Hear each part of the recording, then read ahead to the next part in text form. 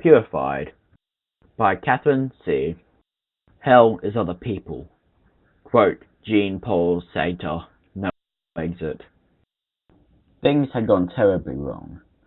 I wasn't one to ever really be concerned with history. I had failed it 3 times in college.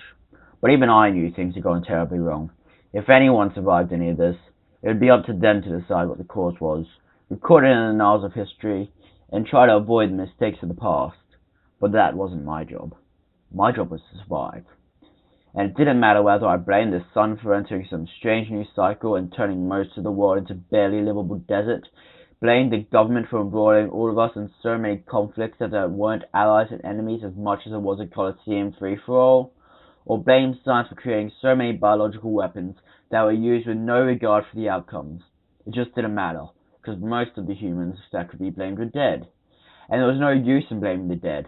I considered blaming God, but I wasn't sure if he existed anymore. If he did, then this must be the apocalypse, and I was fairly certain there was no way I was ever going to meet him. If he didn't, then I would just be blaming the dead yet again, because it's no use blaming someone who can't even... And again, it's no use for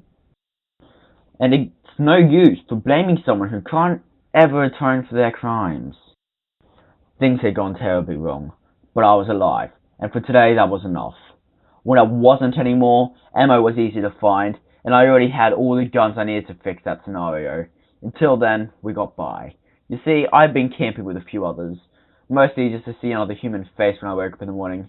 There was me, Wolf, the Rev, and Chickadee. I know those weren't their real names, but it didn't really matter anymore what names were, since there usually wasn't enough people to share with anyways. Besides, keeping nicknames made it a lot easier to pull a corpse from a tent and chuck it into a deep hole without burying yourself down there with it each time. There had been more of us at one time, but for a lot of those folks, just being alive wasn't enough anymore. They all found a way out, be it through guns or just disappearing one night into the wasteland. They got out when they needed. The 4 of us got along pretty well, but we didn't get along much. The camp was pretty quiet most of the time, unless one of them things wasn't close, but they didn't really bother us often. They were nasty looking creatures though. I'd always wondered if these zombie theories were true, and in the end, they weren't. Something else did take over once we humans moved on, but our corpses hadn't passed Darwin's survival test, so they didn't come back as shambling and stupider versions of ourselves. I'm not sure where the things came from, but they were there and they were dangerous. They could rip a person apart in a matter of minutes, and all those bodies definitely never got back up. Maybe they're the next step of evolution. All I knew is that they were ugly to look at, and overall pretty bright creatures despite their appearance. They walked and looked like humans, but their limbs were a little longer, with sharper claws and teeth like our animal counterparts. Their skin was solid black, which probably helped out with them living in a newly desert world. It looked cracked, charred, almost. I never really got in close enough to tell you much. For the most part, they were solitary, but you could hear them talking at night, hissing and spitting in some language I didn't try to understand. It gave me chills to hear it, and so I hated the days I got stuck with night watch, knowing they were talking about us just beyond the firelight. Made it so my nightmares became the only kind of dreams I knew. Blonde hair and blue eyes turned her into a goddess of limitless beauty. We slept together a few times. It was mostly going through the motions, and neither of us really seemed driven to make it a normal occurrence. It was nice to have some comfort when the booze wasn't enough, but something about the new emptiness and the constant sense of doom made even sex bland and undesirable. She was smart, and we talked for a bit. Mostly she talked and I nodded. The sound of her voice was a pleasant break from the silence otherwise. I'd always lived in the country, but this was quite a different kind. It was absolute. For me, it was an adjustment, but for her, a born and bred city dweller, it was almost unbearable. She talked about that a lot. Not too sure about who she was before everything, but she was with us after it all went to hell, and we looked out for her. Her sister had been one of the first to take her out. Huh? Her sister had been one of the first to take their way out, and I was sure for a while Chickadee would follow along, but she stuck it out, seemingly growing more resolved to fight through day by day. I never saw her broken down, though I heard her some nights, crying softly in the tank. I think she was probably the strongest one of us all. Wolf was a different story altogether. I assumed the whole was all of our friend, but Wolf was involved in a tempestuous But Wolf was involved in a tempestuous affair with it. I'm not sure I ever knew him fully sober, especially not after he had to leave the city and start our lives out in this wasteland. He was impulsive and loud, two traits which should have gotten him killed, but at this point our certain nature just wanted to keep the least desirable parts of our species alive to ensure it died out quickly. At the same time, he was very protective of all of us. I think he took it personally when someone escorted themselves out of this world. He definitely took it harder than the rest of us. You can measure his grief by the empty bottles by his 10 each night. He talked a lot, said very little, but if anyone really wanted community from our ragtag band, it was him. He wasn't made for this world, but he was alive, and that was enough each day. The Rev was a thin, quiet man, who assured all of us that this was God's judgment on us all. When you asked, he would discuss his past sins and how this was his chance for penance, to bring souls back to the Lord. We didn't do too much listening to him, but that didn't stop him from proselytizing. The Rev always wanted my soul. He was a killjoy, arguing against our alcohol and celebrations. There wasn't much to celebrate, but every time we tried, he reminded us that we were punished sinners. He didn't like when I told him God was probably dead, too busy decaying to worry about the pitiful lives of us forgotten sinners. He pointed to the wasteland around us as evidence something divine was present in cleaning up the mess of the world. That certainly wasn't a God I wanted anything to do with, but the Rev clung to him, even going so far as to leave camp every week or so for solitary prayer, proclaiming his Lord's protection over him. I guess it worked for him, but I didn't trust the Rev, not one bit. He was always a secretive sort, and he was adamant that his precious holy water, kept in a flask at his side, could not be used by anyone. We all nearly died of dehydration before we got camp set up, and the Rev refused to part with the drop. For a while, I thought we all might kill him just to get that little bit of water, but fortunately we found a well before it came to that. It all makes a little more sense now. So that was what was left of our group of survivors. There had never been many of us, maybe 10 at most at any time, but now being down to just 4, it sure felt lonely. Loneliness is the new human condition, I suppose, and maybe that's for the best, seeing as how we messed everything up in the end. The days and nights of our lives are pretty much monotonous motion from one posture to the next. Nothing significant to mark the change in day besides a new division of watches. It seemed foolish having the watches in some sense, because those things out in the desert really seemed to leave us alone for some reason. But fears of what could happen kept us alert. No one wanted to be responsible for a shredded part of what used to be a friend. There was one time they got really close, and I was sure it was over. It had been a week or two since we set up camp. I can't remember how long exactly, since there was no real way to identify one day from another. We always heard them sniffling and prowling around the camp at night. But this time, it was broad daylight and they were circling. There were 3 of them, looking dry and hungry. All those whispers and hisses started up again, though I couldn't tell if their mouths were moving, to be honest. For some reason, I had the distinct feeling they were not. They looked like humans, but now they were almost crawling, looping around on their hands and feet as they circled the camp.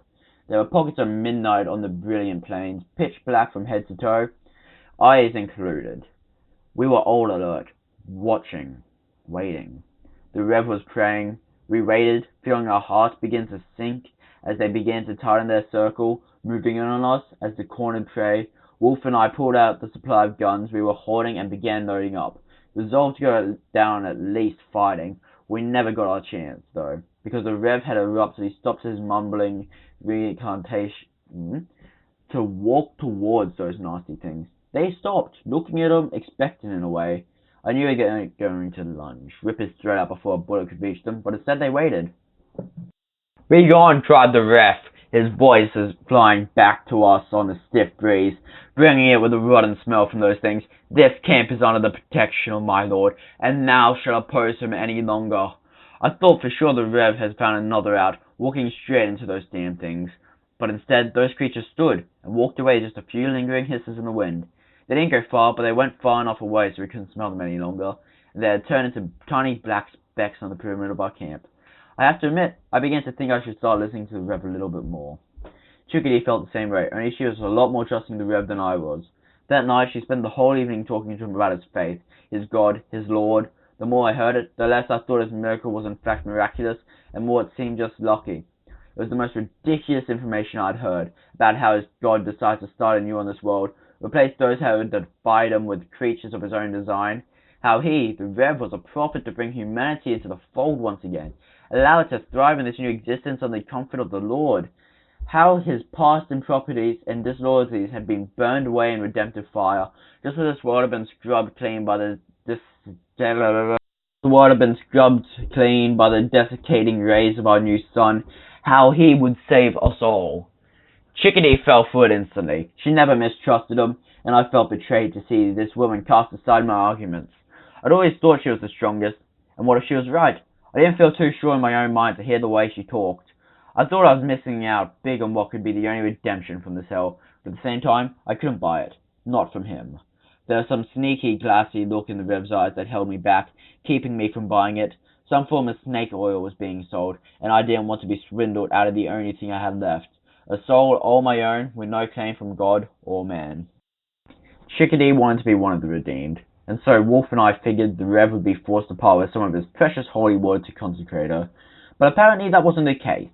This holy rite was some secretive ordeal, meaning the Rev and Chickadee would have to step out, just beyond the visual perimeter of our camp, some place where they would not be seen by our unbelieving eyes, in order to perform this rite. Wolf and I argued with them, but there was something about Chickadee which made her hard to refuse. She was dead set on it. We let them go on the condition Chickadee took a weapon in case any of those things got too close. Wolf and I watched them walk away, Chickadee with all the decorum of a new convert, her eyes watery with tears and smiling for the first time in a while. Maybe this religion stuff wasn't all bad, I thought. All that came back was the Rev, one of those things shot dead by Chickadee's gun, as the bloodied hair enclosed over the only salvageable remains. The Rev told us that snuck up on them, tightened the noose until one grabbed her. He got the gun, he said. He was able to take a shot. The others fled after one of them fell. We never heard the gunshot, so they must have been out a lot farther than the Rev initially said. Religion must be all bad. Things had gone terribly wrong. Again. And this was the Rev's fault.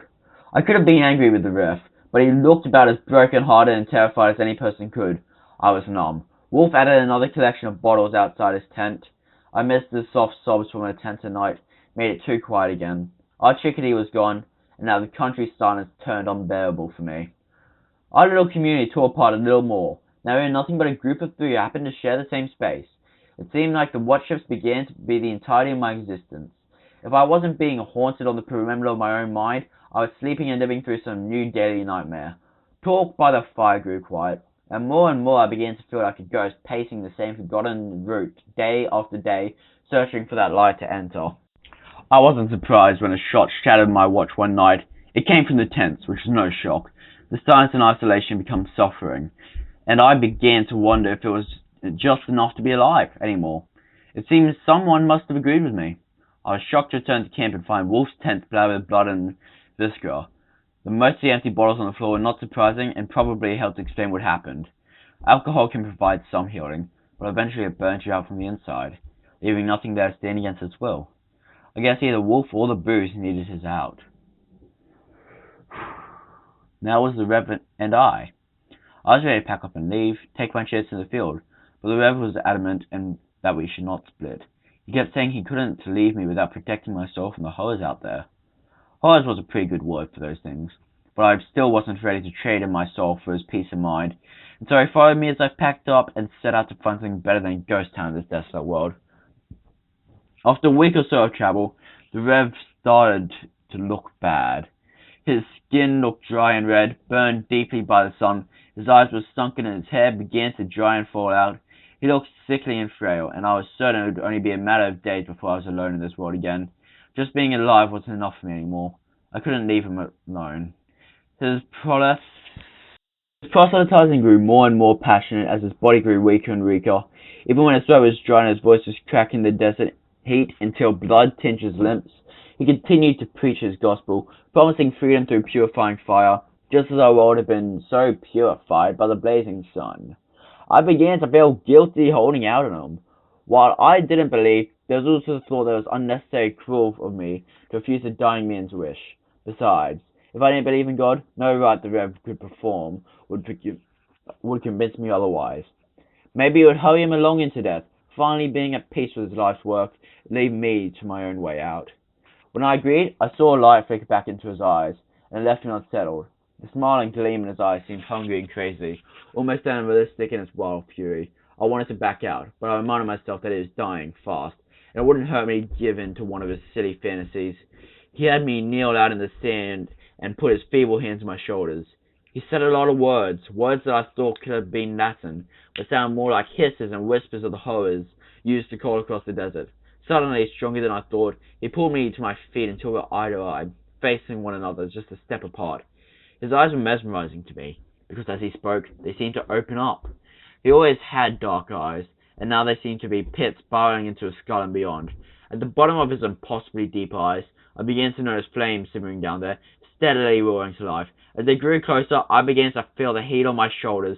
As his hands dug into my body, I began to feel flames flicker and nick along my body, ripping away at whatever human was left of me, purifying me, as the revers promised, into one of those things, those horrors. As I watched on his face, unable to change my gaze, only able to scream into the nothingness of wilderness, I saw his skin begin to rejuvenate, flesh turning into young and soft again. He began to look as I remembered him for the first few weeks of our journey. I didn't know what was happening at first. I only knew that the burning in my body pushed me to the brink of unconsciousness, with its pain before I began to fade away. I felt detached from my body, just a floating soul left without a home. I could see myself, a charred husk, shaping into one of the horrors by some dark design I did not begin to understand, and I could see the Rev smiling as a smiling creature who was nothing more than a demon in human clothing. I had been taken in, and the wolf had raided the hen house. I got it now. I knew who his lord was. I knew he certainly was god of this god-forsaken world. Now, fearing my body, I began to wonder what came next. Where would that bright light be? Would I find heaven waiting after trudging along this hell? Just as my freedom began to sink in uplifting reality, I heard the whisper hiss of the Rev speaking something terrible. I could feel it as terrible as if I couldn't understand the words. I saw him open that flask of what we had assumed was holy water, watched him lift it to the lips of my hollow body, and let that thing drink. And as I felt something dragging me back down, ripping me from my escape and caging me, as some new spirit flowed from the flask into the creature, my own being filled the flask. I got to keep this one thing I had left, but only because it was the only thing left of me. Just a collection of thoughts and feelings without anything to tether me. I was a caged soul, still my own, but unable to do anything about it. Unknowingly, I had traded along my soul, and everything with it. I am to the devil. It's a daily living hell. I don't get my out anymore. I'm alive for today, and tomorrow will be as well, because I don't have my bullet savior, and I'm not what I was. I have nothing left but my own thoughts, and most days that isn't enough. It isn't enough to be alive and thinking when I see the terrible things done with what was my body. It's now eternal reflection on the horrors and all that I have done. It's a private hell made up by my own self-loathing, and now it's just a matter of waiting until this prison rips away whatever humanity I've left, and the Rev pours me out to fill up another one of those horrors. Guess those things get us all in the end. Not sure how I picture going out, but things have gone terribly wrong, so why should this be any different? I wouldn't like it when we first met, and believe it or not, I was right. Alcohol